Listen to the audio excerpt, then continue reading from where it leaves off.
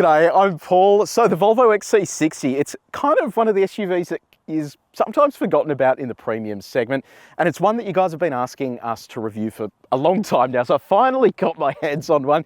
This one here is the top specification plug-in hybrid version. It's called the Recharge, the T8. Now this has become better value recently, and I'll run through that a little later on, but for the most part it has become cheaper and it's lost some of the performance parts that were a little bit redundant in my opinion. This being the top spec, it's priced at just over $100,000 before on-road costs. If that's too expensive, the entire XC60 range kicks off at around the $70,000 mark. Now this competes with things like the BMW X3, the Mercedes-Benz GLC and the Audi Q5. Today we're going to do a detailed review of this car, so if you do want to skip ahead to other parts of this review, you can use the time codes on the screen, or if you're on YouTube, you can scroll down and use the chapters below. And if you haven't done so already, the sun is out. It's a great day finally here in Melbourne. Subscribe to our channel and press the bell icon so you can find out every single time we review a plug-in hybrid SUV. Now let's talk about exterior design. So you've got 9 external colours to pick from, a whole stack of them there. If you want anything but white, it's going to set you back just under $2,000, which I reckon is slightly outrageous. But anyway, on the design front, I still think this is such a good looking SUV. Volvo really has just a sharp design game, and I think here with stuff like the LED headlights, it's a full LED, it's got adaptive beam on it as well, headlight washer there too. Just the whole demeanour of it looks nice and stylish, but also quite aggressive too. Piano black on the grille there, a little bit of chrome as well with the camera built into the front. You can see those active vane shutters there for additional or less cooling as required for the engine. This is of course plug-in hybrid, and it uses a turbocharged and supercharged petrol engine, which I think is pretty cool. Whip around here to the wheels. Oh, one thing I did notice, by the way, on that side this vent is closed, but here it's open, and behind there's actually a fan for one of the cooling systems. I don't know if it's a radiator or an intercooler, but that's kind of cool. I haven't seen that before, a fan actually attached to an open hole there, which is interesting. Now, around the side here, you've got a set of 21-inch alloy wheels. Typically with Volvos, if they're not riding on adaptive suspension, you can RIP your back because typically they are very firm. So I'm hoping with 21-inch alloys and a fairly low profile tyre that this will actually ride well. This looks like it has air suspension, which means it should actually be half decent. Outside of that, ground clearance of around 211 millimeters. You've got these little flares on the side here to stop stuff flicking up and getting all over the rest of your car, but outside of that, it's pretty straightforward. On the design front, it's got the machined finish on the outside, piano black on the inside there. Up here, we have a piano black mirror cover, indicator built into there, and then a camera here for the 360 camera. I've always wondered what this little doodad is. If you know, let me know in the comments section below. It just sort of sticks out randomly. Not sure exactly what it does. You've got roof rails, you have a panoramic roof there, privacy glass, and then whip around to the back. So it's kind of the trademark Volvo design with the lights that run up the top there, and then they sort of loop around the bottom here as well. Got Volvo badges in individual lettering. Over on this side, you've got T8 all-wheel drive Recharge, and then over here you have XC60. They have deleted the exhaust that used to sit here with the Polestar model. Now keep in mind that this used to be just exclusively a Polestar model, so it came with the fancy suspension, which wasn't very comfortable. It also had all these sort of big brakes and all that sort of stuff. So that's all now gone, and that has come with a reduction in price, and I just think this is the better way to go through it. So that is why this all looks a little bit different at the back there. So let me know what you think about the design. Do you think it still looks good? I think this has aged very well, like a fine wine. So yeah, let me know what you think in the comments section below. So we're inside the XC60. We will start off with the key. So you have blank there, you've got Volvo on the back, and then on the side you have the panic button, lock, unlock, boot. Have a look at this. The spare key is orange. I love that. Something totally different. It's a proximity sensing key, and then you have a twist knob start instead of a push button start to turn it over. Now, in terms of the design, so this hasn't changed a great deal over the years. It still looks very similar, and that's actually not such a bad thing. And they kind of debuted this vertical screen. This still looks great. You've got soft touch materials along the dashboard there with stitching there. You've got the Bowers and Wilkins sound system that has a cover on it too. Really is quite a decent looking interior, and it looks nice and premium as well, which is exactly what you want in this price tag. Now, what about your touch points? So that's pretty firm, soft on the door there. How firm are they? Well, we've got our gyrometer. We've tested the main surfaces in this cabin. If you want to see how this car compares to others that we've tested before, have a look at the link in the description below. Build quality. It is built like a big old tank, and door test. Sounds nice and solid. Moving on to infotainment. So you've got a 9-inch vertical display in the center here.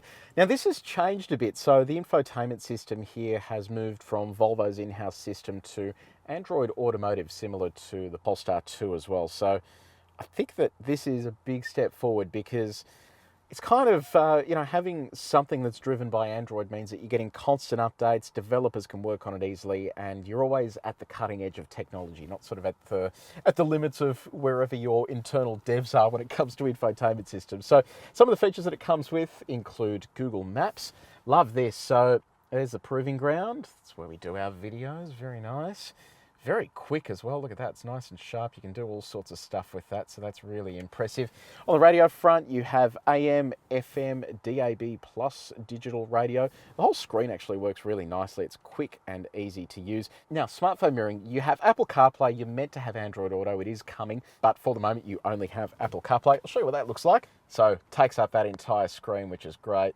Quick and easy to use as well, but it is wired though, which is a little bit disappointing. I wish it was wireless. Other features: standard sound system in this top spec model, 15 speaker Bowers and Wilkins sound system. It has, and I want to make sure I get this right, 1100 watts of output, so that is a pretty meaty sound system. Sounds great as well, so it's cool to see that they have actually thought about sound when it comes to, the top end product. Then ahead of the driver you have another display, so this is a much bigger display. This gives you your trip computer and also gives you a map in the center, plus your drive modes as well. So really nice and comprehensive setup here for infotainment. What about your safety tech? Well, you've got autonomous emergency braking. It's got pedestrian detection. You also have an auto-dimming rear vision mirror, blind spot monitor built into the wing mirror. You have a lane departure warning and a lane keeping assistant, including pilot assist, which is basically a semi-autonomous steering function that operates while you're driving, and radar cruise control is on. We're going to test this later on to see how well it works, so stay tuned to the driving section for that. You have rear cross traffic alert, and then on the parking front, you have both front and rear parking sensors and a 360 camera. I'll show you what that looks like. I'm going to flick the car on now. Pop this into reverse. There it is there. Yeah, look, the quality really isn't very good. It is super grainy and distorted. It kind of makes the 360 camera pretty pointless. But when you do look out the back, you get a much clearer view, so you can see our please subscribe on the suitcase there. The lines move with the steering wheel, and then you can reset that and get different views as well. So the actual views themselves aren't too bad. It's just when you're looking at that top-down view that it's not really amazing. So, yeah, okay, but not great for the 360 camera. Now, what about your practicality? And we'll start off with your connectivity. So you've got a 12-volt outlet just down the bottom here. In the center console, you've got 2 USB-C slots. You have a wireless phone charger there as well. It's an interesting one because it's tiny. So yes, my phone does fit there, but I think ultimately it's going to end up moving around a little bit. So, weird. Bottle holders. So coffee cup fits nicely into there without any dramas. You've got teeth in there to hold your stuff together.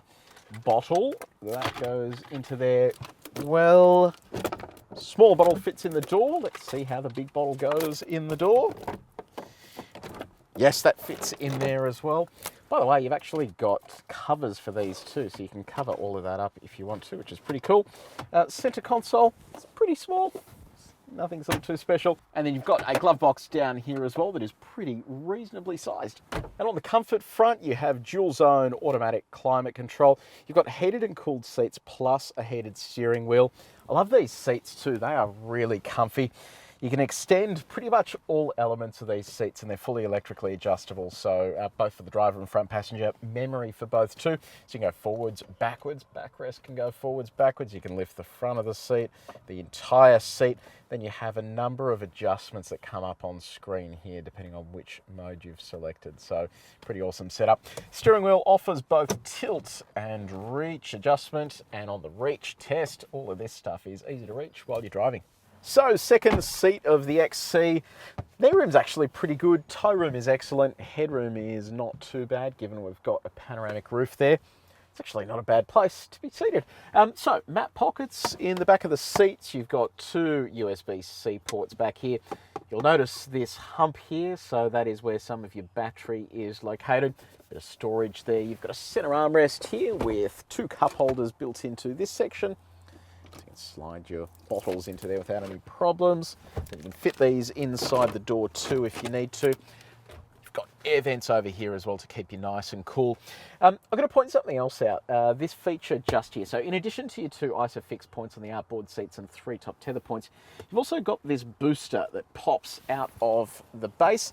Now the big advantage of this is that you can put a child on here if you need to, and it means you then don't need to have a booster that's attached to the seat itself. So pretty cool that that is fitted there.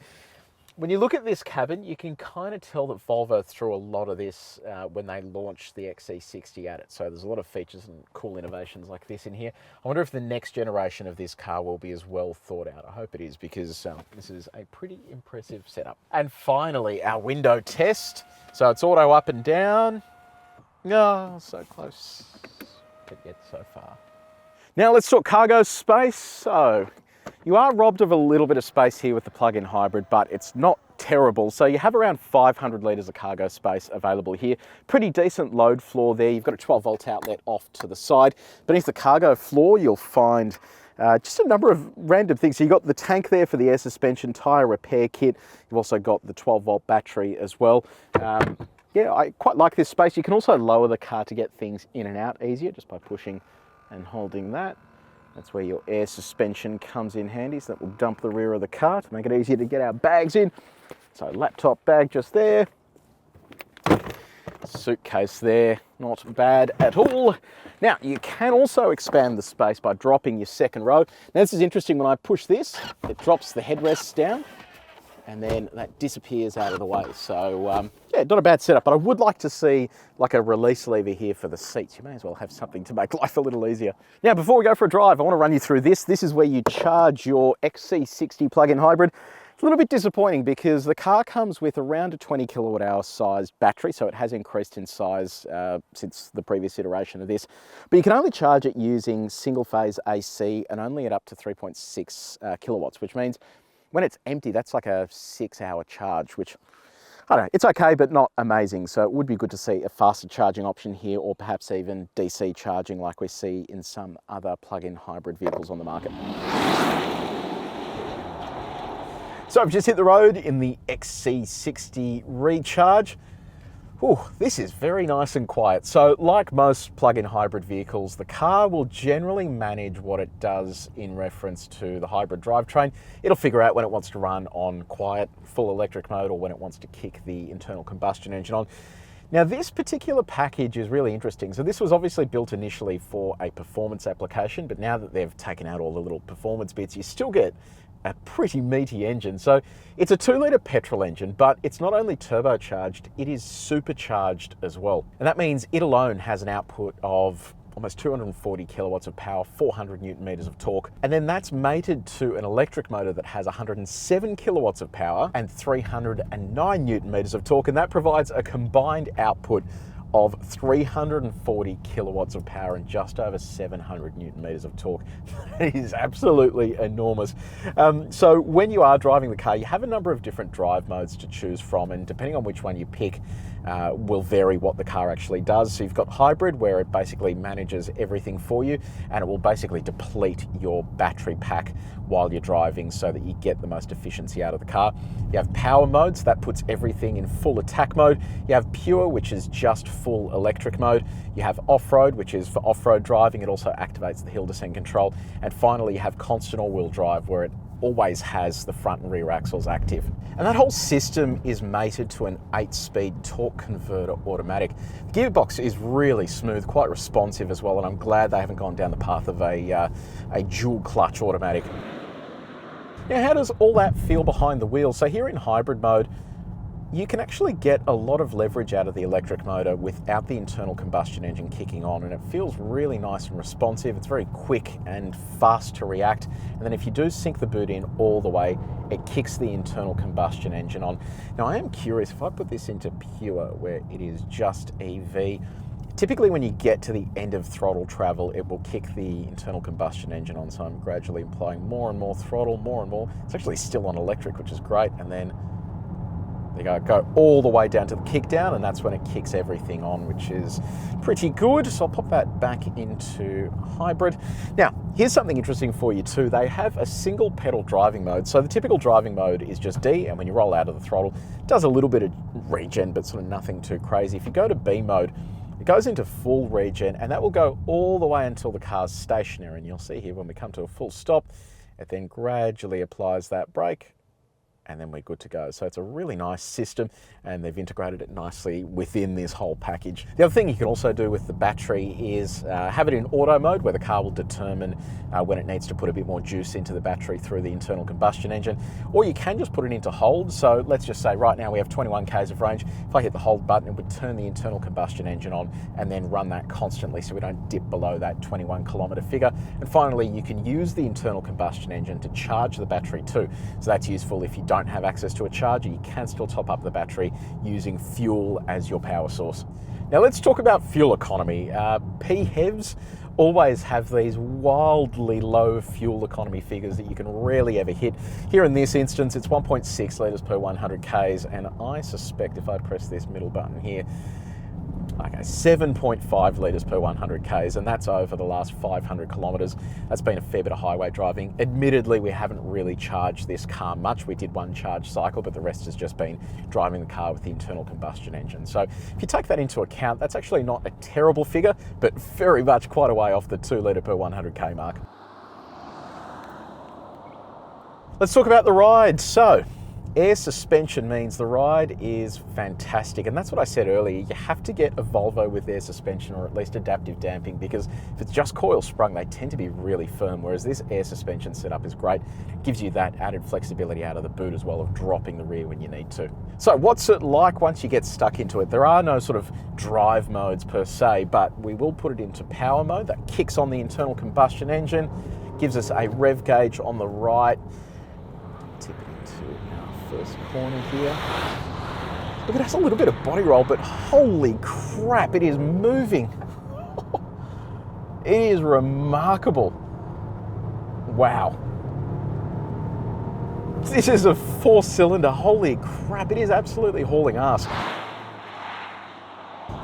That is so impressive. So this is a big vehicle. It is sort of on the heavier side with that battery pack, but that twin charged engine is absolutely moving.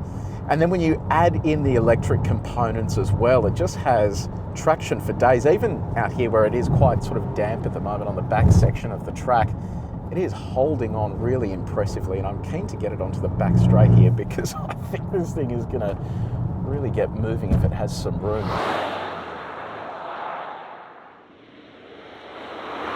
Actually surprised by this. I wasn't expecting this to be anywhere near as engaging as it is. Steering feel is okay. You can go to a firmer steering setting if you want. Here's the back straight. I've just buried the throttle there. Far out. It is dialing up some speed. Holy crap. Far out. That is unbelievable. I'm absolutely blown away by that. This is just next level as a driving experience. Now, on top of the ride there, what's it like on our sine waves? I'll dial this up to 130. I'm thinking with air suspension, this should be good. Oh, that is so good. It just glides straight over the sine waves there without any dramas at all at 130, so very impressive. Volvo claims a 0 to 100 time of just under 5 seconds. This is how it went. We put it up against the V-Box.